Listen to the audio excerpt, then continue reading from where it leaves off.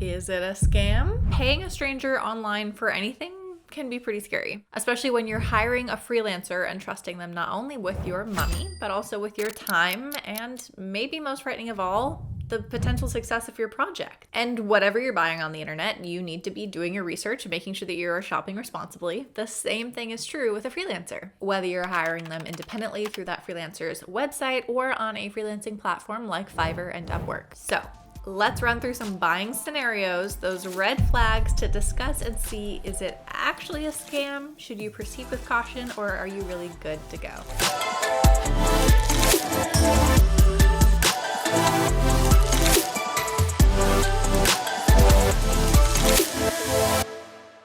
Hey, I'm Carrie. Welcome back to my channel, or welcome for the very first time. All around, welcome.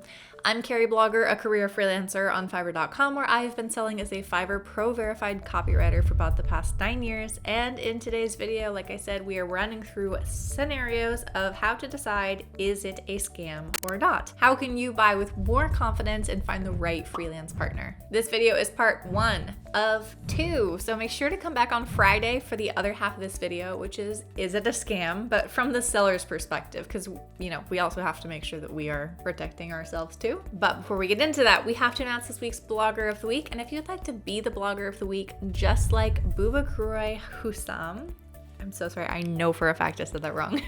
All you have to do is drop a comment down below and you might get picked. Okay, I am so excited about these gorgeous flowcharts that I made. So not only are we going to be walking through these situations in the video, but also if you want to download them for free, you can do so at peachpay.me/carrieblogger. I've got tons of free downloads over there, and you can also leave a small donation for my channel to support this if it's something you like. Alrighty, here we go. Our flow chart. The first little red flag we are looking at today is, you might worry if the seller has no reviews. Does that mean you can't trust them? Does that mean it's a scam? Definitely not necessarily. So the first question to ask, is their profile complete and compelling? Let's say, yeah, you're pretty impressed with what you see. We're gonna keep rolling. Are their packages and services clearly defined? No? Okay, so then are they responsive to questions and can they provide direct answers? Maybe as a newbie, they don't really understand how to phrase everything, but if you ask questions and follow up to vet them, do they provide answers? If not, it's probably not a scam, but it's not a good fit. If yes, the next question is, do you get good vibes? That's super subjective, but it's important. If not, probably scam territory. If yes, the next question is just, do you like their style and workflow? Yes, we're still rolling. Then do they have clear refund and revision policies? If no, then I really wouldn't take my chances on that. That's what I would call not a good fit. But if yes, good luck. You found an awesome service provider, maybe a diamond in the rough who has yet to be discovered, and it's not a scam. Go forth and conquer. Actually, I think the phrase is go forth and prosper. I don't know. Tell me in the comments. Is it conquer or prosper? Let's run through one more scenario here. So let's say a seller has no reviews, but their profile is complete and compelling, and their packages are clearly defined. Now, is their pricing fair and accurate? Let's say no, it's too high. It seems way too high for what it is. When you message them, which you should, can they back up their experience with samples and explain? Maybe they have a great reason for why their prices are worth what they are. They just haven't figured out how to market that on the forward-facing side of their business yet. By asking them the question, you can get a real answer and you can look and see if they're really worth it or not. Again, if they say yes, you're on to that final stretch. Do you like their workflow? Do they have clear refund and revision policies? You might be good to go. Next red flag situation we're going to talk through is if their prices are stupidly cheap. First question, do they have reviews, work samples, and or just reasonable explanations for why the heck their prices are so low?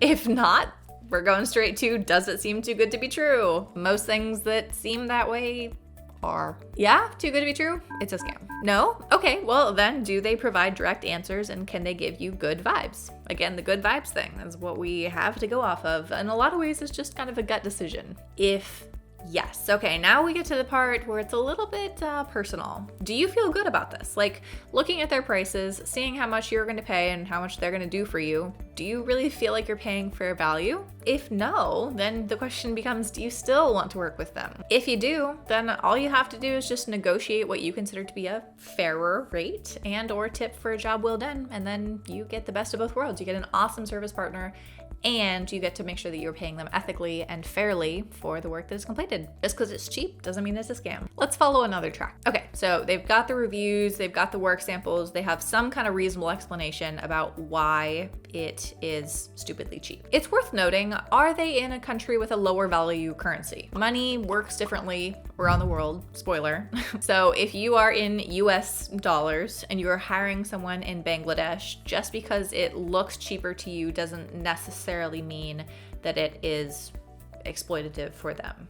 And I say not necessarily. That's a big ol' asterisk. Let's say, yes, this person does live in Bangladesh. You're looking up the average living rate in Bangladesh and you realize, wow, their currency functions very different than a US dollar. Okay, then do they provide direct answers and good vibes? Ooh, at this stage, they don't? Nope, then not a good fit. Doesn't really matter how cheap it is in this case. You still don't want to work with them because ultimately they're just not a good provider, not a good partner. Ultimately, it does not all come down to the money, and that should not be the deciding factor in how you move through this flowchart. Although in this particular case, it is why you start the flowchart. This is a really common one and something that instantly people think, oh, it's gotta be a scam. Let's say that someone asks you to talk off platform. So you're talking with a seller and they say, hey, we should set up a Zoom meeting, or hey, can you add me on WhatsApp, right? They're taking the conversation away from Fiverr, away from Upwork, away from wherever you started. That seems to be a red flag. First up, did they explain why? Seems silly enough. If they say no, it's not the end of the line yet, but we're in a iffy situation. Then you follow up and you continue asking questions. Will they provide more information? If no, if they say, no, I can't, you have to message me on WhatsApp in order to finish the conversation. No, that's a scam. Don't do it. Let's say, yes, they do provide more information here before making you go to WhatsApp or whatever. Then you ask, can this conversation happen on this platform instead? Do I have to contact you on WhatsApp? If they say no, you really do, then are they asking for bank information, personal ID, using an account, creating an account, anything like that? If yes, scam. If no, we still got one more try. Hopefully it's not a scam. Is there a clear plan for the order moving forward? Yes? Okay, then it's very good news for you. It probably is a legit situation. It's just something that they need in order to complete the work for you. If not, you don't have a clear plan, you don't have payments, you don't have... It's a scam. Okay, one more track through this situation. Did they explain why? So let's say they want to talk to you on Zoom, I guess. The next question is, does this clearly add value to the process? Does it help the situation? If the answer is yes, and they say, yeah, that makes the questionnaire easier. We get to get a better sense of you. I really enjoy talking to my clients and I can share some blah, blah, blah. The next question is, can the conversation be recorded? This is just kind of protection for you, for them, just keeping a record of everything that's going on. If no, it can't be recorded, then I would just proceed with caution. It doesn't necessarily mean it's a scam or anything like that, but you aren't setting yourself up in the best situation. Of course, if it can, great. Everyone's protected, you have something to look back on, and you have a way to validate and verify what really happened, especially if it comes down to a dispute and you need some kind of mediation on the platform that you are buying through. And the last kind of red flag concern that you might be worried about as a buyer is if someone sends you an unsolicited offer. So in this case, are they asking you to pay them? Someone sends you a message or sends you an email and they want you to pay them. No, they don't want you to pay them. They just want to do something for you. Okay, do you get good vibes off of that? No, that is not a good fit, obviously. But it may not be a scam necessarily because they're not asking anything of you, but be careful with, intellectual property and I don't know, just be careful. If you do get good vibes, there's a chance that they just want to prove themselves. Are you open for that? If yes, then, can they provide direct answers and answer your follow-up questions? It might be a good fit that they're just trying to pitch themselves to you for free without having been asked, which may not be the best solution, but I mean, that's their method. It could be a good fit. But the other side of this is, let's say, are they asking you to pay them, right? They're saying, I can be your video editor. Shout out to my new video editor, by the way. It's awesome. And they're saying, okay, I want to do this for you, but I also want you to pay me. Are they asking you to pay them on the platform where they contacted you? So for example, if they're on Fiverr and they message you on Fiverr and say, hey, I want to be your video editor, you should PayPal me, then no, that's a scam. That's against site guidelines. Don't do it. On the other hand, they're on Fiverr. They say, I want to be your video editor, pay me through Fiverr. Then yeah, continue.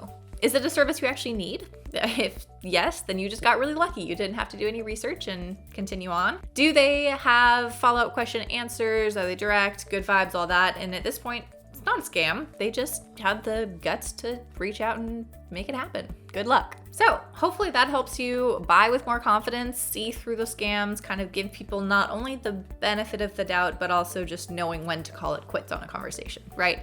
It's pretty clear when you go through that yes, no flow chart track that some things go straight into it's a scam. Others may not be a scam per se, but it's still not a good fit. And as the buyer, you should take control of that. Make sure you're making a smart and responsible buying decision. Again, don't forget, you can download these flowcharts for free at peachpay.me/Carrieblogger, along with a bunch of other free downloadable content if you're interested. And make sure to check back on Friday for part number 2 of the seller side of things. Is it a scam? We'll never know.